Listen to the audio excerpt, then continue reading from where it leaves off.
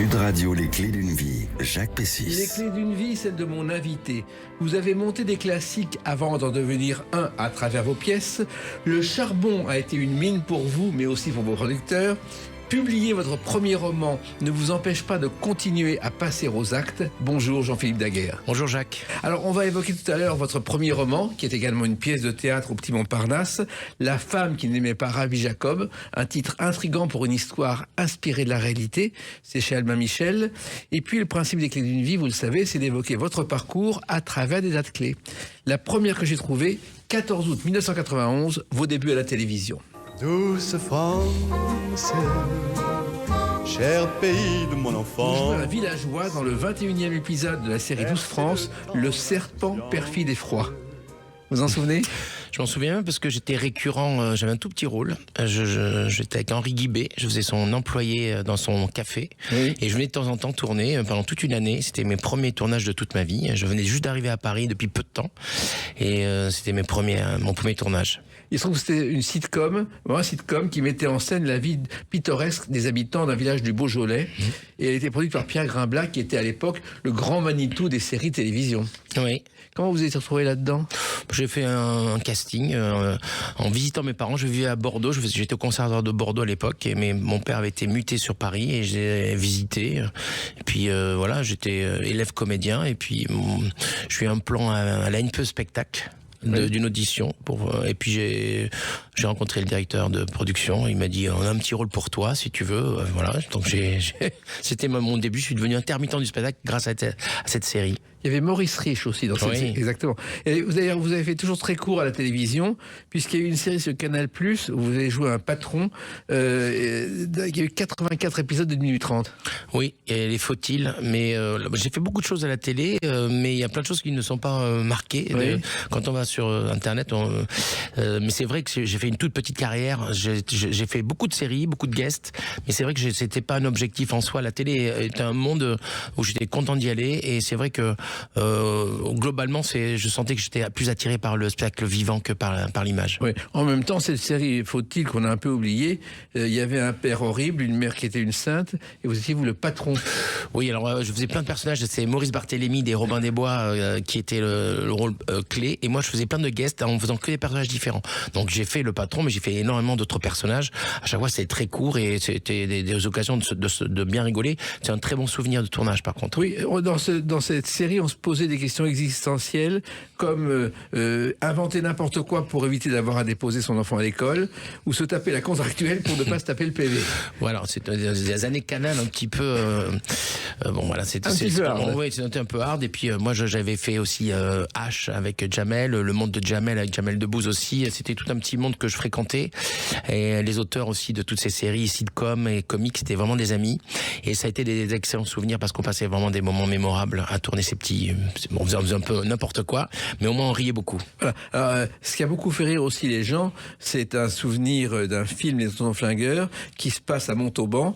Et il se trouve que Lino Ventura a dit on ne devrait jamais quitter Montauban. Et Montauban, vous y êtes né. Oui, j'ai quitté Montauban, mais j'y suis né. Mais j'y retourne la semaine prochaine puisque je vais aller jouer là-bas. Alors, il se trouve que vous avez grandi entre Montauban, Biarritz et Bordeaux en fonction des déplacements de votre père, je crois, Jean-Philippe Daguerre.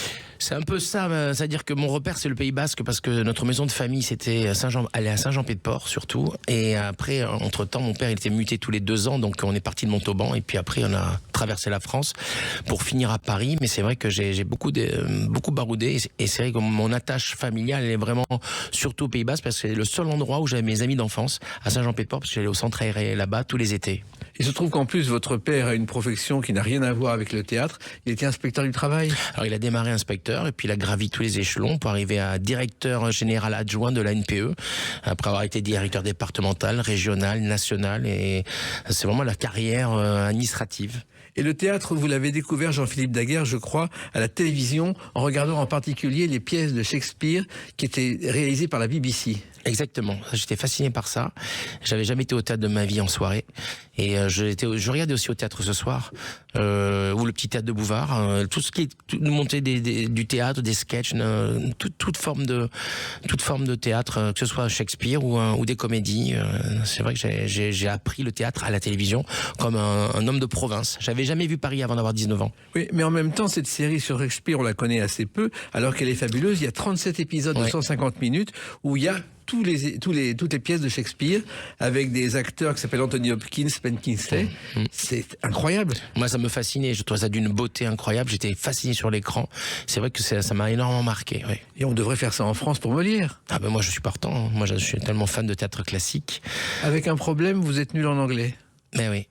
C'est pour ça que je monte que des pièces françaises. Vous remarquerez, j'ai pas monté de Shakespeare, par exemple. J'ose pas. Mais pourquoi la nullité totale en anglais, vous n'y arrivez pas? Je pense que j'ai un problème dyspraxique quand je m'exprime, même en français, je fais attention. Je fais pas mal de fautes d'orthographe aussi. Donc j'ai une forme de complexe terrible avec les langues. Et c'est vrai que quand je pense que je comprends mieux la langue que je ne la parle. En fait, l'anglais, je le comprends assez bien. Mais dès qu'il faut s'exprimer dans cette langue-là, je me sens... j'ai l'impression d'être un usurpateur un peu. Et j'ai un vrai complexe quand je suis allé à New York. J'ai fait pas mal de pays étrangers, notamment à New York, dans un festival où je devais parler et tout. Heureusement qu'ils disaient que j'étais charming, mon petit côté French avec mon accent, mais c'était vraiment c'est la caricature qu'on met dans les films, quoi. C'est comme dans les films. Alors, vos débuts, je crois, la découverte du théâtre et du plaisir de jouer, ce sont les centres aérés, justement. Oui, parce que j'avais la chance d'avoir des moniteurs, notamment au Pays Basque, des moniteurs. On faisait énormément d'activités, on se déguisait, on faisait des spectacles. Et puis après, j'ai eu la chance d'avoir des gens autour de moi. Et puis je vais même dire une chose un peu étonnante. C'est même pas étonnant, mais moi, mes parents sont de très très pratiquants catholiques et j'ai fait toutes mes études dans l'école publique. Par contre, j'ai eu la chance d'avoir, j'ai fait le catéchisme, etc., d'avoir des prêtres extraordinaires qui m'ont éveillé à l'art, au chant, au théâtre, au jeu, à la littérature, avec un état d'esprit incroyable. Donc moi, j'ai une éducation chrétienne qui m'a énormément influencé dans ma façon de concevoir le partage, les sujets que j'aborde. Et n'étant plus pratiquant, je le dis franchement, parce que le théâtre est mon église, comme je dis souvent, mais j'ai quand même cette éducation et la chance d'avoir eu des prêtres exceptionnels et qui même regroupaient des enfants qui ne croyaient pas en Dieu. On faisait même des sorties. Dieu était dans chacun. Et donc du coup, j'ai gardé cet état d'esprit de tolérance que m'ont inculqué cette éducation-là. Mais je crois même que vous avez joué le mouton dans la crèche. Oui, j'ai fait. Oui, je faisais les spectacles de l'aumônerie, de la fin de l'année. Oui, j'ai fait tout ce qu'on pouvait faire, un roi mage, un mouton. Voilà, je me suis beaucoup amusé. Le plaisir du théâtre, je l'ai eu à la fois à l'école, grâce à certains professeurs de français, et également grâce à cette éducation chrétienne, où à chaque fois que j'avais les prêtres que j'avais, étaient des gens formidables, actifs et qui nous donnaient un goût à la culture. Et conséquence, Jean-Philippe Daguerre, lorsqu'il a fallu penser aux études, c'était le Conservatoire régional de Bordeaux. Oui, c'est-à-dire j'étais en sciences éco 3 mois, mais je faisais tellement l'imbécile dans l'amphi que j'ai une trentaine de jeunes un jour sont venus me voir à la sortie en me disant « Écoute, si tu veux... pas faire d'études n'empêche pas les autres d'en faire. Donc on t'avertit ou tu t'arrêtes, ou si tu t'arrêtes pas, on sera obligé de te dénoncer. Donc du coup j'ai arrêté. Je l'ai pas dit à mes parents parce que mon père était déjà à Paris et je faisais parallèlement le conservatoire. J'ai fait plus que le conservatoire, mais là je me suis dit je crois que je suis fait pour faire ce métier plutôt que pour faire des études. Et j'ai revu le professeur de sciences éco qui était venu voir Adieu Monsieur Hoffman. J'ai revu 40 ans plus tard et il me dit il se présente, je dis mais vous étiez mon professeur, et je lui ai raconté le fait que cette anecdote qui l'a fait beaucoup rire. Maintenant il vient voir toutes mes pièces, il est sur Bordeaux à la retraite, mais il vient voir mes pièces maintenant, donc c'était rigolo. Alors de la formation, il y a eu différentes choses. Il y a eu un masterclass au studio Pygmalion, ensuite un stage de recherche théâtrale sur Marivaux. Oui, j'ai travaillé avec Christian Rist qui m'avait beaucoup marqué, un travail incroyable de précision sur le texte et d'un travail de lecture où on cherche à trouver de l'émotion déjà dans ce qui est écrit au lieu de se mettre dans un état où l'acteur souvent a cette tendance à vouloir se mettre dans un état particulier, de déjà partir du texte, des mots, la valeur des mots et les faire entendre ce qu'ils racontent. Et après voilà, studio Pygmalion, j'ai fait une formation qui a duré même plus que ça. Ça m'a beaucoup appris sur un autre travail. De toute façon, moi j'ai toujours été curieux de toutes les méthodes différentes l'Actor Studio, la Comédia. Je me suis nourri j'ai fait beaucoup de stages différents, de formations différentes. Il y en a eu étonnant, c'est le stage tauromachie et travestissement. Oui. Qu'est-ce que c'était ça? C'est avec Jean-Marie Broucaré et Jean-Luc Terrade, deux metteurs en scène du Sud-Ouest, que je trouvais formidable. C'est des stages hyper passionnants. Alors il y a un qui travaille sur la féminité, c'était Jean-Luc Terrade, et sur la tauromachie, c'était Jean-Marie Broucaré. On a même fait un spectacle dans les arènes de Bayonne, inspiré de l'art taurin et du travestissement. Un travail sur Shakespeare, sur Othello. Et non, c'était très intéressant. Voilà, c'est des expériences aussi. On a même fréquenté des toreros. On était tous contre la tauromachie, comme toute personne qui adore les animaux. J'adore les animaux en plus. Mais on va pas rentrer sur un débat sur la tauromachie, mais d'être à l'intérieur pendant plusieurs mois de la vie d'un torero. On a pu fréquenter des toreros et dans les élevages avec les animaux, etc. On a même toré des taurillons sans les tuer évidemment, mais c'est un univers très particulier, assez fascinant. Je ne veux pas rentrer dans ce débat-là, mais moi qui adore les animaux, qui détestais la corrida, je l'ai vu d'un angle différent. En tout cas, au niveau théâtral, ça m'a beaucoup influencé par rapport au combat. Et puis il y a une autre passion que vous avez eue, et notamment pour un homme dont vous allez reconnaître la voix, Jean-Philippe Daguerre. Je n'avais connu qu'un seul club et j'ai découvert autre chose, quelque chose qu'il faut connaître. Alain Giresse, car vous avez une passion du football et une passion pour Alain Giresse. Ah, mais c'est fou, ça me fout les larmes aux yeux d'entendre la voix d'Alain Giresse. Alain Giresse, c'est la personne que je rêve de rencontrer, je l'ai jamais rencontré. Comment ça se fait? Je sais pas, je sais que je pourrais parce que je connais des gens dans le milieu du football, oui. Mais je vais le faire. Mais il y a un moment, les choses elles se font. Mais c'est vrai que moi, je suis un passionné de sport, de rugby et de foot et de tous les sports. Et c'est vrai que jusqu'à ma culture du Sud-Ouest, on allait au stade, quoi. On n'allait pas au théâtre. Donc, et j'avais la chance, mon père, on allait voir il avait des places toujours pour aller voir les matchs des Girondins de Bordeaux. Et j'ai passé 10 ans au stade à voir tous les matchs à la grande époque de Alain Giresse, qui est pour moi le plus grand joueur de foot que j'ai jamais vu jouer et que je trouvais extraordinaire. Donc c'est vraiment mon idole de jeunesse. C'est pas un artiste, c'est pas un comédien, c'est vraiment Alain Giresse. Et voilà, et vous êtes devenu une sorte d'enfant de la balle. On va l'évoquer à travers une autre date importante pour vous, mais un peu oubliée, le 17 mai 1997. A tout de suite sur Sud Radio avec Jean-Philippe Daguerre. Sud Radio, les clés d'une vie, Jacques Pessis. Sud Radio, les clés d'une vie, mon invité Jean-Philippe Daguerre. Nous parlerons tout à l'heure de la femme qui n'aimait pas Rabbi Jacob, chez Albin Michel, mais aussi au théâtre au Petit Montparnasse. Et puis on a évoqué vos débuts, donc très discrets dans le monde du spectacle. Et le 17 mai 1997, il y a un concert à Montmartre. Écoutez. Parmi les gradins, il dansait dans ce petit bal qui s'appelait.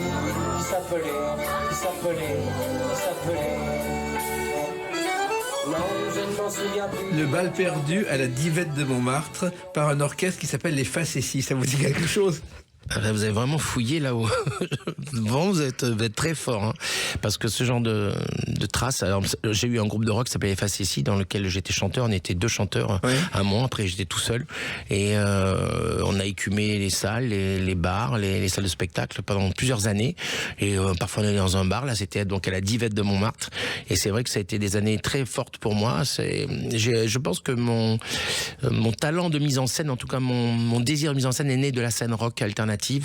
Parce que comme j'organisais, on était très dynamique, je dirais pas que moi, mais j'étais un petit peu, on va dire, un peu leader sur la création du groupe et l'organisation de tout ça. Et j'ai organisé des soirées avec beaucoup de monde qu'on invitait sur scène. Et je crée des petits liens, je mettais un peu en scène ça aussi. Et du coup, c'est comme ça que j'ai eu je pense, la vocation de mise en scène, elle est née à travers plus l'univers de la scène alternative rock que du théâtre. Et le bal perdu, c'est un classique de Bourvil. Moi, je suis un fan de Bourvil, donc c'est mon chanteur préféré. Qui s'appelait C'était bien au départ. Oui, et c'est Gaby Delors qui a écrit cette chanson, qui a composé la musique. Et jusqu'à la fin de sa vie, elle était pianiste au Caveau de la République chez les chansonniers. Elle a passé 40 ans là-bas. Alors il se trouve que cette chanson, cet orchestre plutôt, vous l'avez monté avec des copains au départ. Oui. C'est des copains, on a fait que des compos. C'est des copains que j'avais rencontrés à Poitiers. Et je l'ai trouvé, on est devenus très amis. Et puis tous sont montés sur Paris presque dans la même année où je suis monté. J'ai dit, ici on faisait un groupe de rock. Eux, ils avaient déjà fait un groupe de rock là-bas. Et moi, j'avais envie de chanter. J'avais envie de chanter. Je trouvais que c'est un frisson particulier. Puis je dois reconnaître que quelle que soit la salle, se mettre à chanter avec un groupe du rock'n'roll, c'est extrêmement grisant. J'avoue que c'est les plus grosses émotions de ma vie. Je les ai eues dans la scène rock plus qu'au théâtre en tant qu'interprète. Et en même temps, Jean-Philippe Daguerre, je crois que vous êtes passé aux Francopholies de La Rochelle. Oui, on a été passé aux Francopholies, au Chorus des Hauts-de-Seine aussi. On avait une jolie petite carrière, on n'a jamais passé le cap de... pour l'anecdote, on a perdu une finale Fnac, concours Fnac dans toute la France, on était en finale. On a terminé juste derrière, en numéro 2, derrière Louise Attaque, qui faisait son premier album, ses premiers tubes. Donc voilà, on était un peu les poulies d'or du rock'n'roll, et du coup, après le rock'n'roll, je l'ai mis un petit peu derrière moi. Oui, en même temps, le générique, c'était quand même le gendarme de Saint-Tropez, le générique du gendarme de Saint-Tropez. On utilisait en effet des petits trucs comme ça, mais on faisait que des compos. Et Bourvil, je voulais lui rendre hommage parce que c'est mon chanteur un peu préféré. Et parfois on mettait un petit peu, en effet, on jouait la musique du gendarme de Saint-Tropez avec cuivre, guitare électrique. On faisait des petits jingles comme ça rigolos, en utilisant des choses du cinéma, des moments qu'on aimait du cinéma français ou qui correspondaient bien à l'esprit du moment. Et puis, à la Divette de Montmartre, il y a un jeune trompettiste totalement inconnu qui va devenir Benabar. Eh oui. À l'époque, il s'appelle déjà Benabar. Il fait un duo, il s'appelle Patchouli et Benabar. Oui. Et comme on les avait repérés avec le groupe Les Facessis à une fête de la musique où ils avaient fait notre première partie, c'était leur premier concert de leur vie. J'ai eu un coup de cœur, on a eu tous un coup de cœur sur eux. Et on les avait invités à venir au Sentier des Halles avec nous pour venir pendant 3 semaines faire une soirée que j'avais organisée qui s'appelait Histoire 2. Et Benabar et Patchouli, après Benabar est devenu Benabar tout seul. Et il avait envie de faire de la trompette, d'améliorer la trompette et de participer aussi à notre section cuivre. Donc il a joué pendant plusieurs années, 2-3 ans je pense, avec nous, de la trompette en faisant nos premières parties avec Benabar. Et après, il a décollé, c'est devenu une vedette. Je crois que son premier album, il a utilisé vos musiciens. Utilisé, c'est qu'il est parti avec, en effet, son premier disque, il y a tous les musiciens en effet, des Facessis.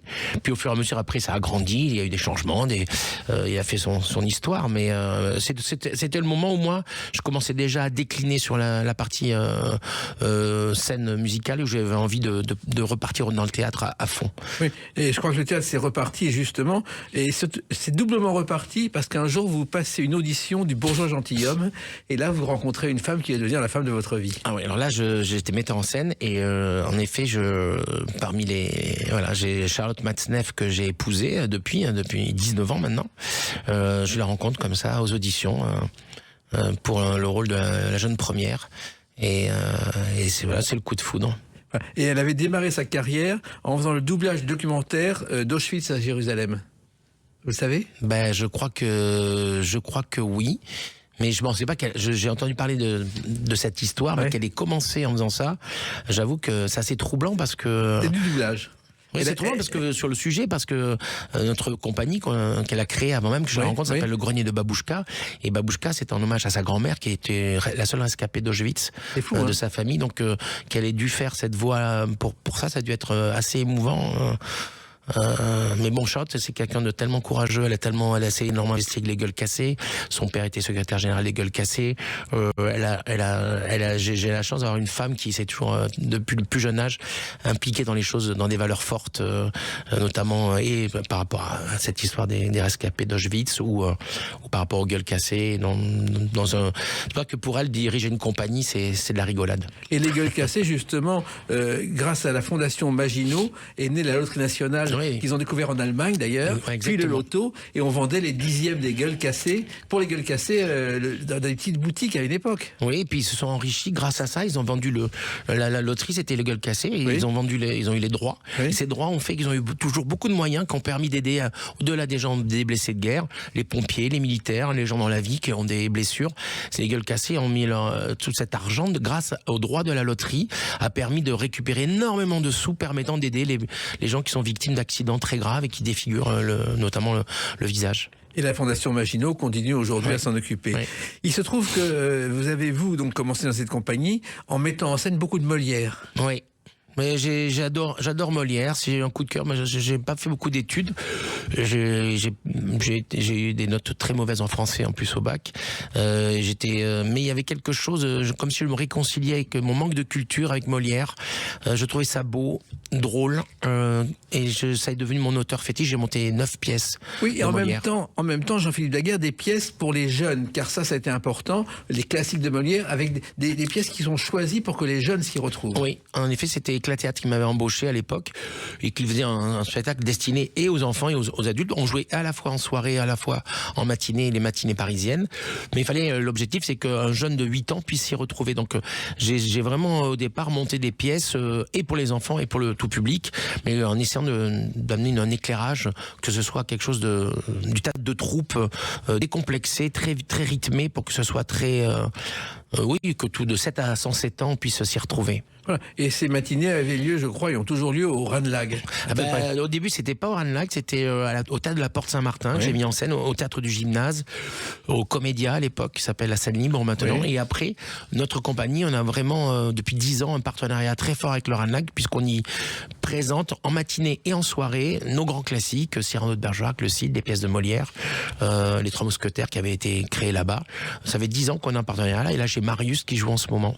Que vous avez adopté pour les 50 ans. Voilà, exactement. De la mort de Pagnol. Oui. Alors il se trouve qu'il y a les Faubourgs Scapin, et il y a une réplique, que diable allait-il faire dans cette galère, qui serait inspirée du Pédant, une pièce de Cyrano de Bergerac le vrai. Et Cyrano de Bergerac, vous l'avez monté aussi à votre façon. Oui, c'est vrai. C'est vrai que c'est vrai que Cyrano, c'est quand même la pièce mythique.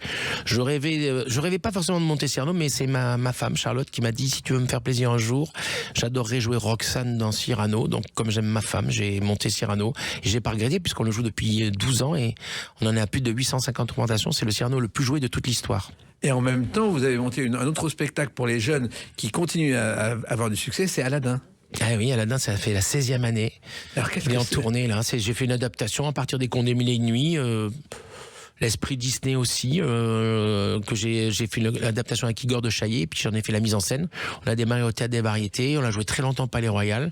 La dernière, il était au Théâtre Antoine, et là, il est en tournée en ce moment. Il jouait hier encore en tournée. Comme il y a encore énormément de spectateurs qui viennent le voir, ben on n'arrive pas à l'arrêter. Vous êtes avec Peter Pan, qui est joué par la même troupe depuis 20 ans, d'ailleurs les enfants grandis, le recordman du genre. Je crois que Peter Pan, ils ont démarré avant nous, oui. Et au nombre d'augmentation, je pense qu'ils sont encore un peu devant, mais je pense que Aladdin est le jeune public le plus joué de l'histoire avec Peter Pan. On ne va pas faire le concours non plus, mais je pense que ça n'existe pas 16 ans sur un jeune public dans des théâtres, en plus qui font entre 7 et 900 places. C'est vrai que c'est un succès du jeune public, oui. Il y a eu aussi la flûte enchantée de Mozart. Oui, ça aussi pour les jeunes, c'est pas évident. Oui, mais là, je l'ai fait et en matinée d'abord et au Théâtre Comédia à l'époque. Et ça a été un énorme succès. On a joué 2 ans complet, non-stop. Et après, j'ai appris plus tard en soirée au Théâtre des Variétés, dans une nouvelle adaptation avec d'autres chanteurs. Et ça, j'ai adoré mélanger. J'adore, de toute façon, j'aime beaucoup quand il y a des disciplines différentes sur scène, qu'il y ait de la danse, du chant, des combats. On fait beaucoup de spectacles où il y a des combats aussi. Et la flûte enchantée, ça a été un très très grand souvenir. Oui, mais il y a eu d'autres spectacles aussi qui ont eu beaucoup de succès, et on va les évoquer à travers la date du 6 juillet 2016. A tout de suite sur Sud Radio avec Jean-Philippe Daguerre. Sud Radio, les clés d'une vie, Jacques Pessis. Sud Radio, les clés d'une vie, mon invité Jean-Philippe Daguerre. Nous parlerons tout à l'heure de ce roman, La femme qui n'aimait pas Rabbi Jacob chez Albin Michel, qui est en même temps une pièce de théâtre au Petit Montparnasse. Autant jouer les 2 cartes en même temps quand on a votre talent. Alors, j'ai trouvé une date, effectivement, qui est le 6 juillet 2016. C'est la première à Avignon de Adieu, Monsieur Hoffmann, je crois, devant 18 spectateurs. Oui. C'est ça, parce qu'à Avignon, quand on lance une pièce sans tête d'affiche, il faut doucement, on rame un peu. Il y a 24 représentations de prévues, je crois. Oui, c'est ça. Et alors, il y en avait 18, après il y en a eu 36, après il y en a eu 58, après il y a eu 96, et puis dès la semaine d'après, on était complet. Alors, il se trouve que le théâtre, ça a commencé pour vous, au départ, l'écriture de théâtre originale, avec une pièce qui s'appelait Nous sommes une femme. Oui, que j'avais coécrite. Alors d'abord, il y a eu une pièce qui s'appelait Cupidon n'a pas dit non, que j'avais créé dans un tout petit théâtre de 33 places, le théâtre Pixel, que j'avais joué après à l'Actéon Théâtre, et donc je m'étais déjà lancé un petit peu dans l'écriture, et ça avait été assez encourageant. Mais je n'ambitionnais pas de devenir auteur, j'avais fait ça pour me faire plaisir avec une bande de copains. Et après, avec Charlotte, on a écrit Nous sommes une femme, tous les deux. Et ça a été le début aussi d'une collaboration dans la vie, également dans l'écriture, même si après j'ai navigué tout seul dans l'écriture, mais c'est vrai que Nous sommes une femme, ça a été c'est ma première création avec une idée originale, mais je l'associe à Charlotte puisqu'on l'a fait tous les deux. Et Adieu Monsieur Hoffmann, c'est né comment l'idée? Adieu Monsieur Hoffmann, c'est l'idée, elle est née On jouait au Théâtre Michel des classiques à l'époque, tout le temps, et on voulait absolument pouvoir jouer en soirée. Et puis le directeur du théâtre, Didier Caron, disait moi, je ne fais jouer que des auteurs contemporains vivants. Et non pas les auteurs morts, parce qu'à l'époque je montais Molière, Cyrano de Bergerac, tout ça. Et donc je me suis donné, j'ai dit je vais essayer d'écrire une pièce pour le convaincre de. Et c'était Adieu Monsieur Hoffmann, mais il n'a pas été convaincu puisqu'il ne l'a pas programmé. Il a trouvé ça bien, mais il l'a pas programmé.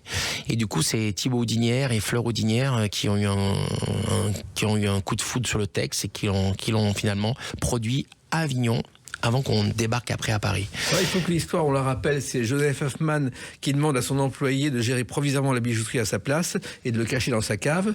Donc on est en pleine guerre. Et là aussi, vous arrivez avec un sujet qui n'était pas évident au départ, Jean-Philippe Daguerre. Oui, parce qu'au début, je ne savais pas si j'allais placer mon sujet. C'était pas ça le sujet. Le sujet, c'est j'avais 2 couples d'amis qui avaient du mal à avoir un enfant, 3 couples même. Et ça faisait des années qu'ils n'y arrivaient pas. Et ils ont fini par en avoir, les 3 couples, mais ça a été très long et j'ai pu voir à travers notre amitié toutes les difficultés par lesquelles ils sont passés par rapport à leur couple, à l'obsession que c'est d'avoir un enfant quand on veut avoir un enfant. Et je me suis dit ça serait intéressant d'en faire un sujet mais qui se passe à une époque où on n'avait pas les mêmes moyens pour de fertilisation. Et donc je suis remonté dans les années 40 parce que ça a fait écho à un spectacle que j'ai jamais pu monter sur l'histoire de la radio. Je voulais monter la radio à travers le temps, Radio Mémoire. Et j'ai jamais pu le monter, ce spectacle. Et il y avait des émissions dedans incroyables tout au long qui racontait l'histoire de France à partir de 1930 et quelques, et on traversait la guerre et l'occupation avec les fameuses et terribles émissions antisémites qu'on entend dans la pièce, où on entend de façon totalement décomplexée les gens parler des Juifs de cette manière-là. Et je suis dit, ces émissions, on peut quand même les faire entendre un jour, elles sont incroyables par rapport à l'antisémitisme. Et mon sujet sur la fertilité et ça s'est mélangé, et j'ai eu l'inspiration de faire mon histoire le prix d'un enfant. Cette histoire d'un employé qui demande à son patron de lui faire un enfant parce qu'il est stérile, et dans ce cas-là il veut bien s'occuper de sa boutique même s'il est caché dans la cave parce qu'il a une étoile jaune. Alors il faut savoir par rapport à la radio que le Théâtre du Ranelagh, je ne sais pas si vous le savez, c'est là où pendant 20 ans toutes les grandes émissions de Radio Luxembourg ont été enregistrées. Oui, je le savais. Y compris les feuilletons. Oui. Alors il se trouve que Adieu Monsieur Hoffmann, vous l'avez écrit dans un entrée particulier, un appartement où il y avait des photos de Charlie Chaplin.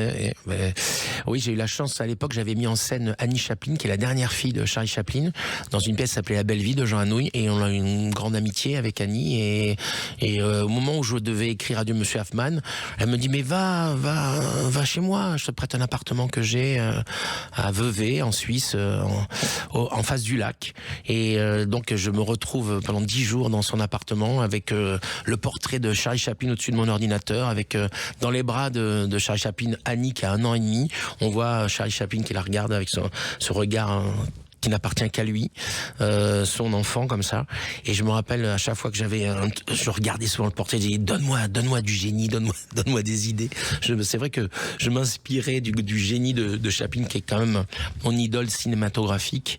C'est vrai que de me retrouver dans cet endroit, même si lui n'y avait pas vécu, c'est un appartement ils ont beaucoup de biens là-bas du côté de Vevey, mais bon, il y avait toutes ces traces. Annie a mis toutes les traces de son père et de sa vie dans cet appartement. Donc j'avais l'impression d'être un peu dans un musée, un peu privilégié.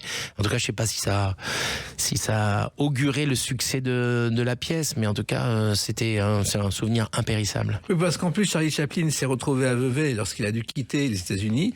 Il a visité par hasard un manoir le 7 décembre 52, et le 31 décembre, il l'a acheté. Il s'est installé le 3 janvier 53, et il a passé le reste de sa vie, finalement. C'est devenu un musée maintenant. Exactement, un musée magnifique. Où il y a beaucoup de visiteurs.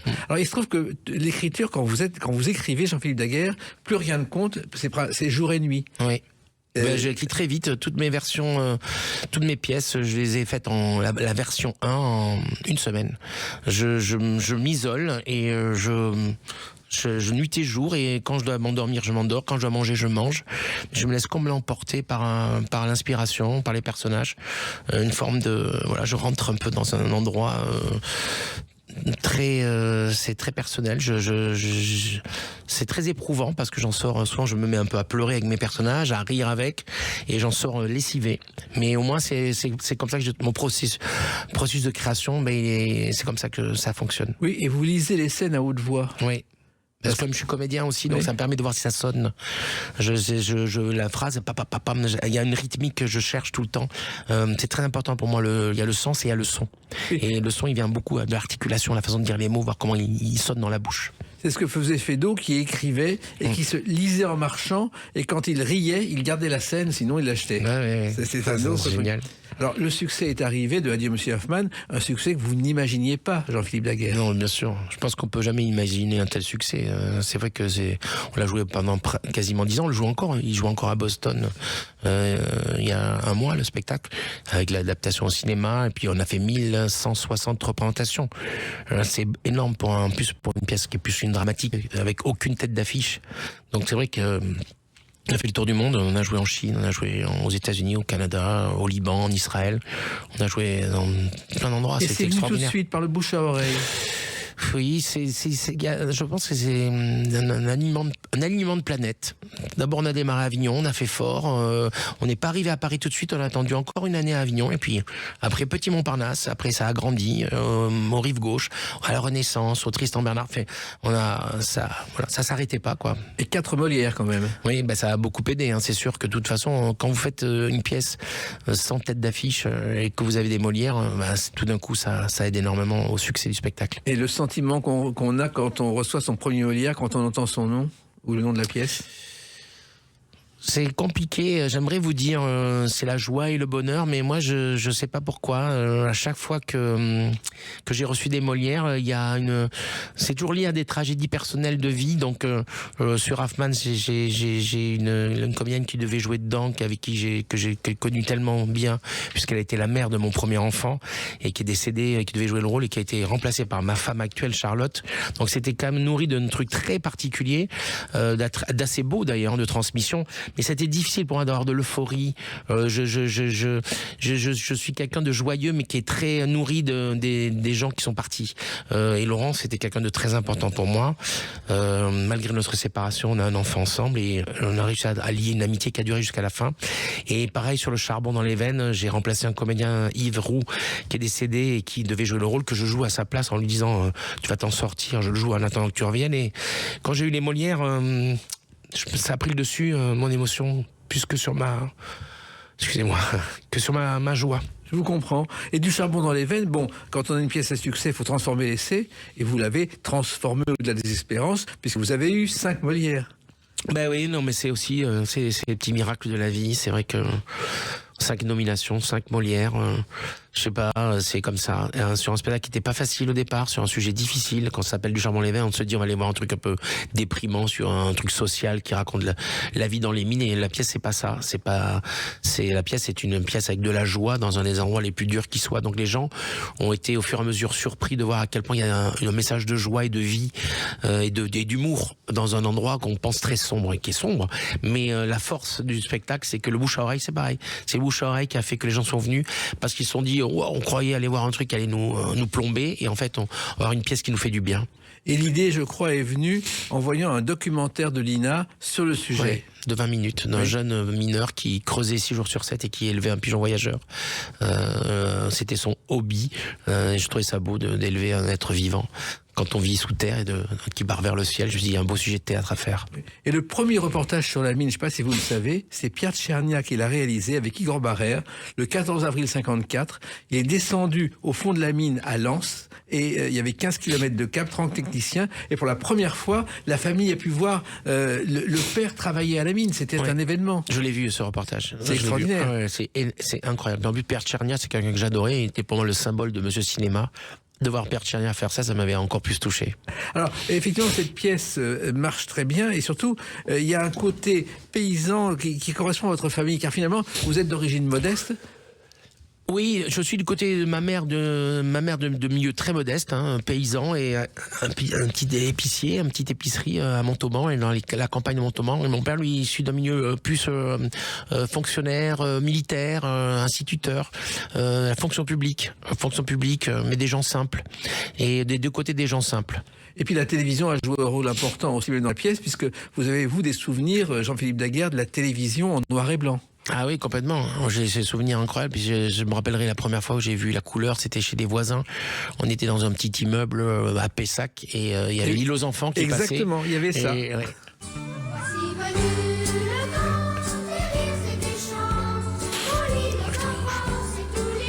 Ça vous a marqué, ça? Oui, parce que les enfants, c'était il y avait deux chaînes à l'époque, je crois, et c'est vrai qu'on le voyait toujours noir et blanc, et puis tout d'un coup, la couleur est arrivée, et les voisins ont acheté une télé en couleur, et tous les enfants, ils nous donnaient rendez-vous, ils nous ont dit, on était 7-8 enfants à regarder l'île aux enfants en couleur chez les voisins. L'île aux enfants vraiment... qui a traversé les générations, ouais. puisque en fait ça a été monté parce qu'il manquait 5 minutes de Sesame Street pour Christophe Ijard. Ils ont monté ça par hasard, on sait le succès que ça a eu. Et toutes vos pièces, vous l'avez dit, ont un point commun, ce sont des leçons de joie et d'espoir. Oui. Ben moi, j'essaie de trouver tout le temps chez l'humain, malgré tous nos défauts, et Dieu sait si l'homme en a.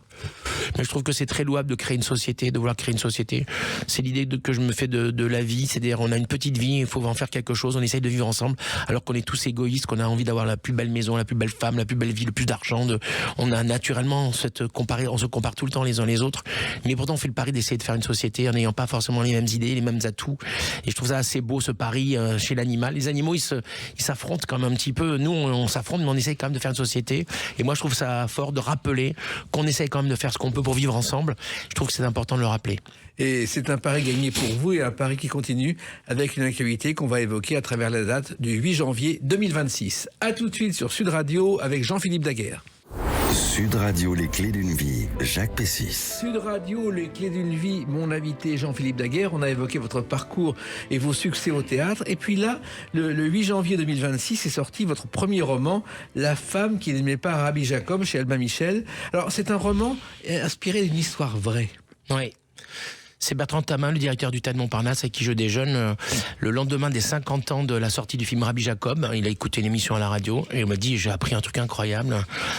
C'est ce détournement d'avion qui a eu le jour de la sortie de Rabbi Jacob, de la femme de Georges Craven, qui décide de détourner un avion pour que le film ne sorte pas. Et il me dit, c'est un sujet pour toi. Et si tu m'écris une pièce, je te la produirai.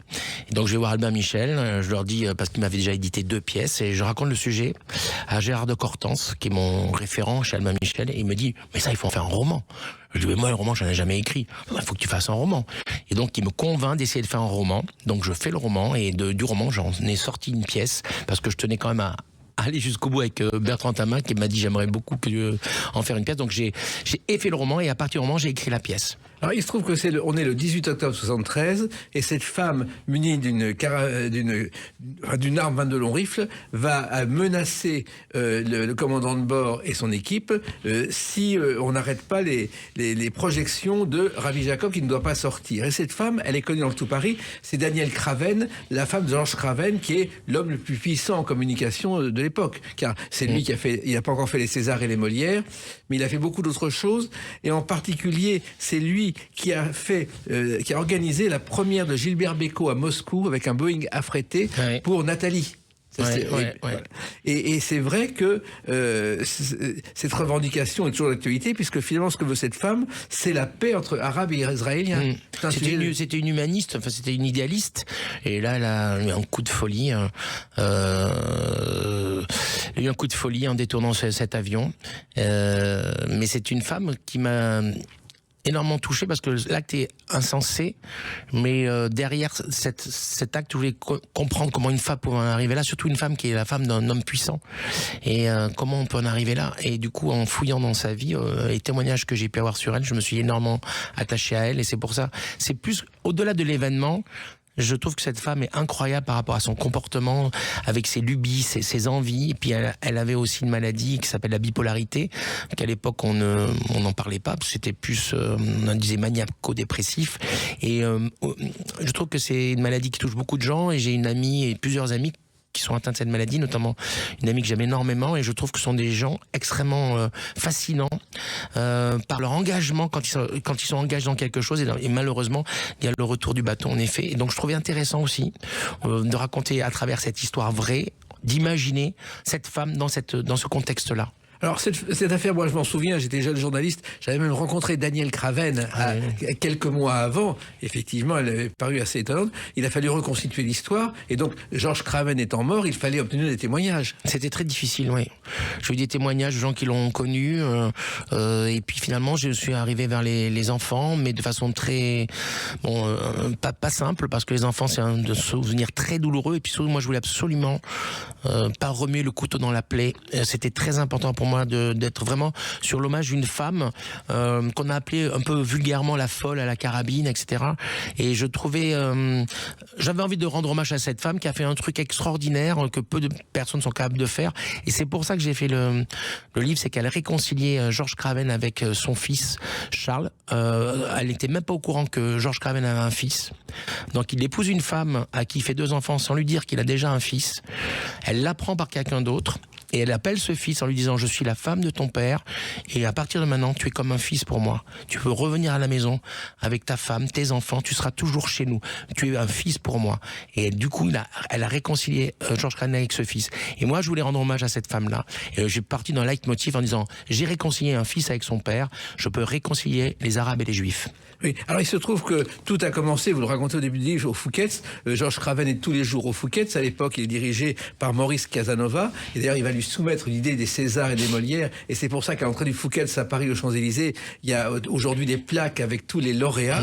Et c'est vrai que des Molières, vous avez connu ces dîners d'après Molière. Et bien sûr, quand j'ai eu Hoffman, j'ai dîné, c'était au Fouquet's. Oui. Mais c'est vrai que parfois on suit les signes quand on a un sujet. C'est quand même incroyable que tout d'un coup je m'en suis rendu compte en parlant avec le François-David Craven, j'ai dit je suis quand même. Moi, ma carrière, je la dois beaucoup aux Molières. Parce que je le sais très bien, n'ayant pas de tête d'affiche, c'est les Molières qu'il faut que tout d'un coup on met en avant ce que j'écris ou ce que je mets en scène. Et ces Molières, c'est quand même créé par Georges Craven. S'il n'avait pas été là, je pense que j'aurais pas du tout fait la carrière que j'ai fait. Donc c'est marrant de me retrouver. Enfin, c'est marrant, c'est pas marrant parce que c'est quand même une tragédie. Donc je veux rester, je veux pas tomber dans l'euphorie parce que ça raconte une tragédie, mais avec beaucoup d'humour aussi, puisqu'il y a Louis de Funès qui est présent. Et je suis un fan de Louis de Funès. Et donc du coup, ça me permet de raconter cette histoire extraordinaire de femme, rendre hommage à cette femme dans un monde qui était très phallocrate aussi. Ça raconte un peu ça aussi dans ce monde extrêmement macho dans lequel elle vivait, mais également de ressusciter Louis de Funès à l'intérieur du tournage de Rabbi Jacob, d'imaginer des scènes autour du tournage en le faisant parler, vivre.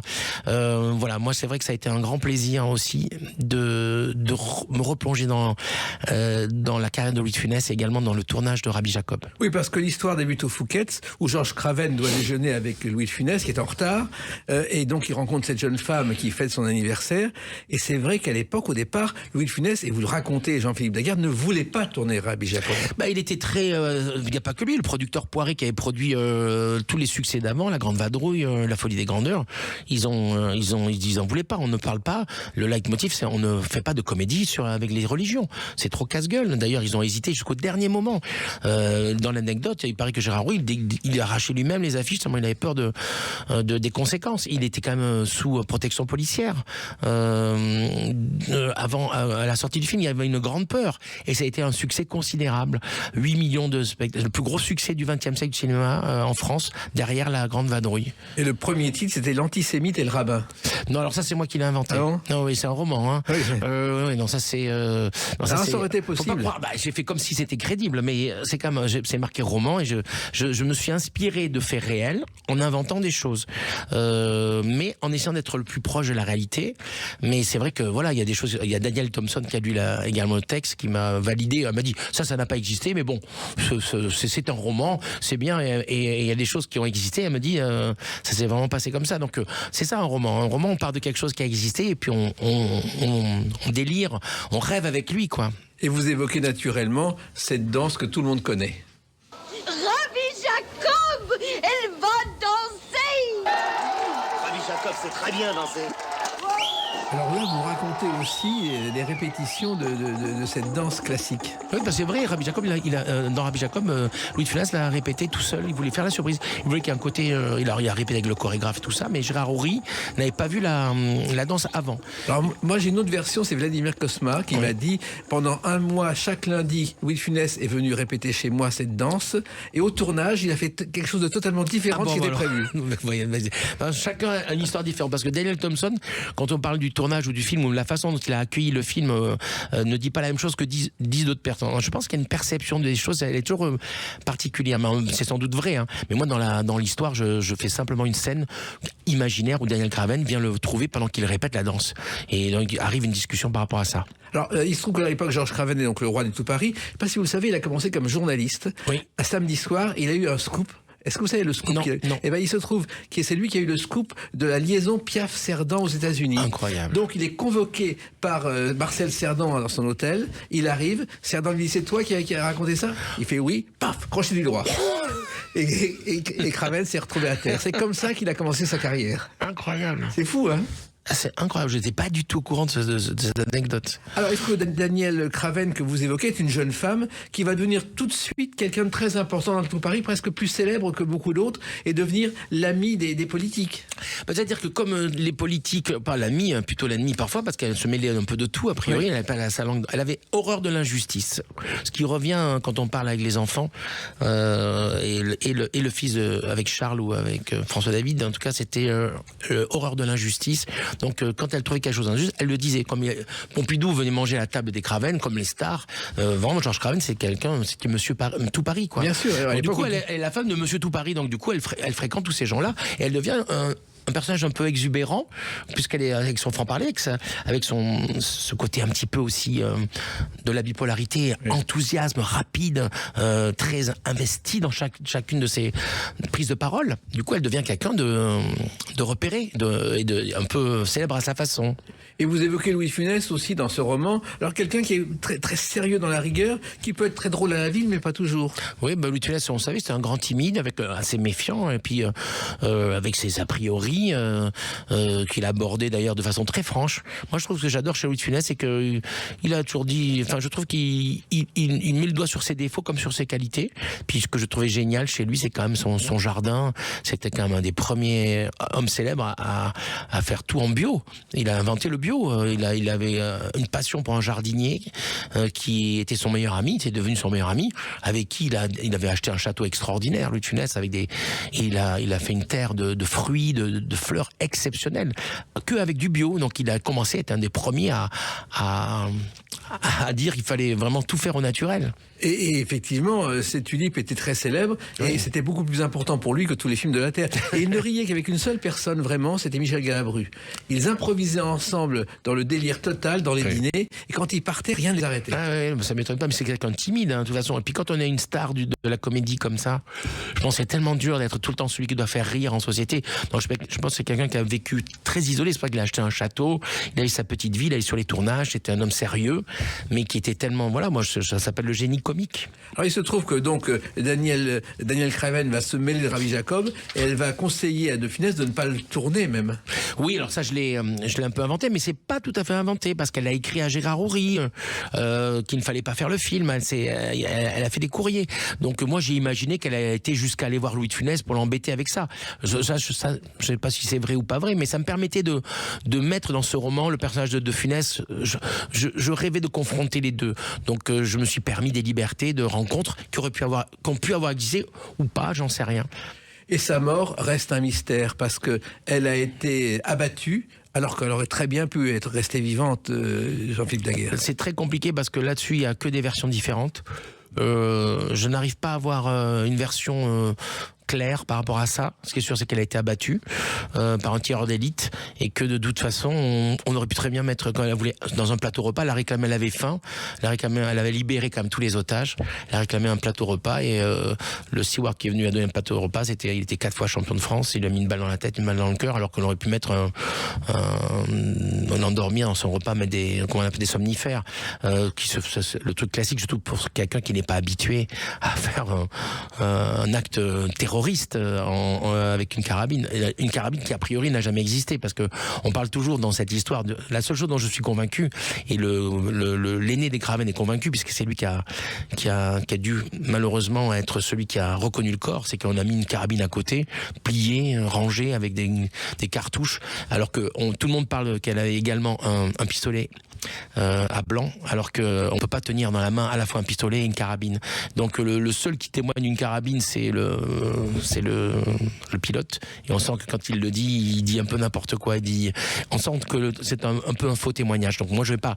C'est un autre débat. Le roman ne parle pas de ça. Il évoque la partie policière, mais ça reste quand même une histoire d'amour que je raconte entre Georges Craven et Daniel Craven, avec au milieu de tout ça Louis de Funès. Et ça, c'est l'adaptation aussi au théâtre, au Petit Montparnasse. Oui. C'est le rôle, c'est la chose principale. Oui, dedans, il y a un comédien qui joue, ce qui est Julien Cigala, qui joue le rôle de Louis de Funès. Il y a 6 comédiens, et c'est vrai que je suis parti du roman. Les dialogues qui sont dans le roman sont quasiment tous dans la pièce.